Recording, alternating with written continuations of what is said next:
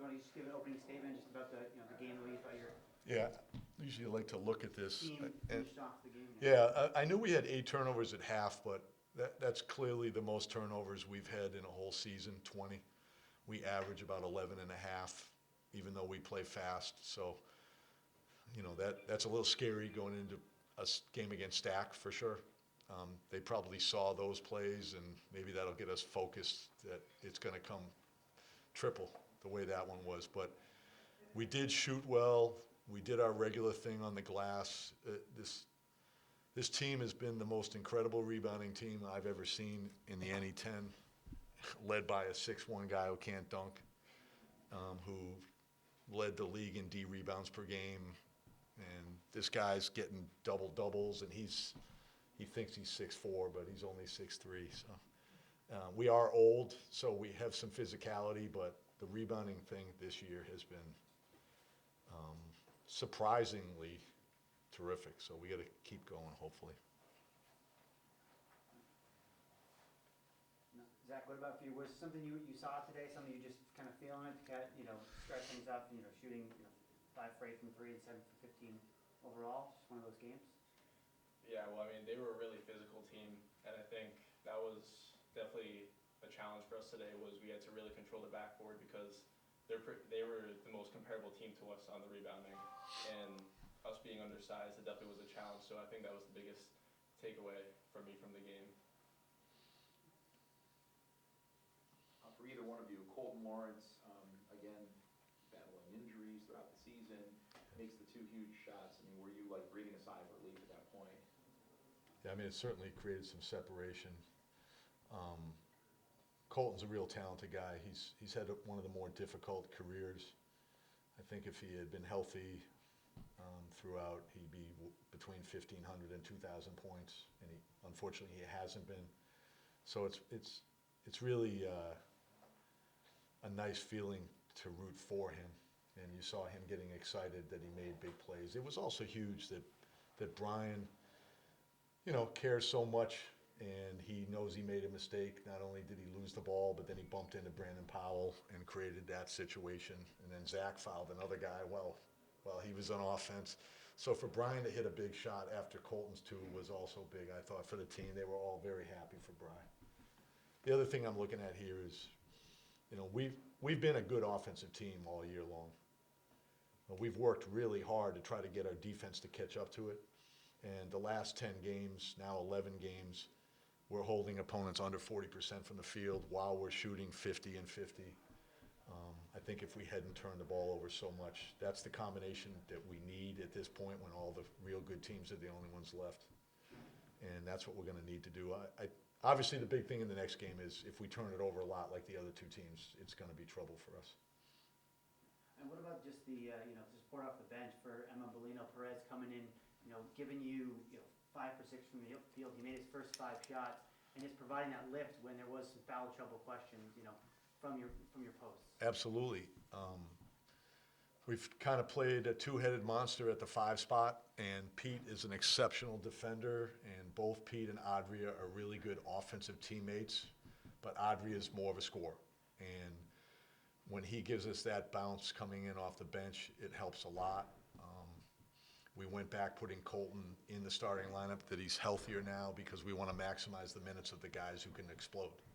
And, Brian and Colton don't really care what they need to be doing for the team, so that's been helpful. But yes, Adria, big boost today. That's what he's capable of, though. He's done that all year. Again, he had a broken hand, and it took a while for him to get going after the broken hand. I feel like he's back to where he was before. Zach, there's so many, senior-laden guards on this team. How great is it to play an offense where everyone is looking to get their teammate the best shot possible? Yeah, I truly feel blessed to play here. Just having the leadership of these older guys that have been so good to me and been encouraging to me and positive. Because sometimes they could easily be selfish and just say to pass them the ball, but they've been very encouraging to me to be myself as a player, and I'm really grateful to play with them. Were you able to play last season just in practice? Were you guys practicing last year at all? Because I know you were here, but So do you think that helped you here in your true freshman year? Yes, that was huge. I don't know if I was ready actually last year. And just to have that year of development and then this off season knowing what to work on was huge for me. So I'm very grateful to have the COVID year because I think it worked in my favor. I'm going to chime in on that one.